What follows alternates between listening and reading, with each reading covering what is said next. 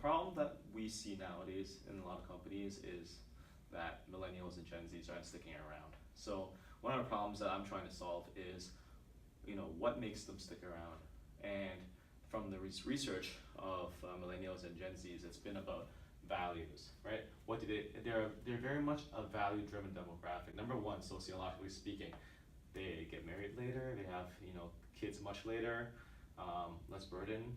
Parents are better well off, so they can live in their parents' basement for a little longer. 2018 Deloitte study of millennials and Gen Zs.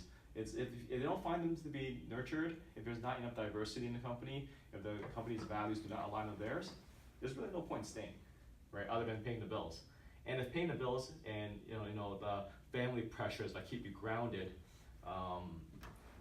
don't make you stay, then there really is no reason to stay at a company if there's no intrinsic satisfaction. One distinction, sociologically speaking, is the difference between what we call adults and emerging adults, right? The traditional markers of adulthood is, number one, you own property, right? Number two, you're married.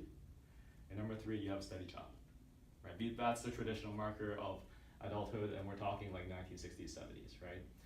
Emerging adults, what that means is it's a demographic where they're in their 30s, but they actually don't have any of the traditional markers of adulthood, which is marriage, job, and property, right?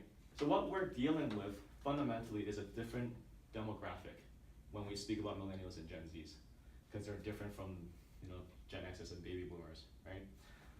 So in this case, then how do you make them stay? Well, you make them stay by having your company's values align with theirs, or have their values align with, like, whichever way you want to do the alignment.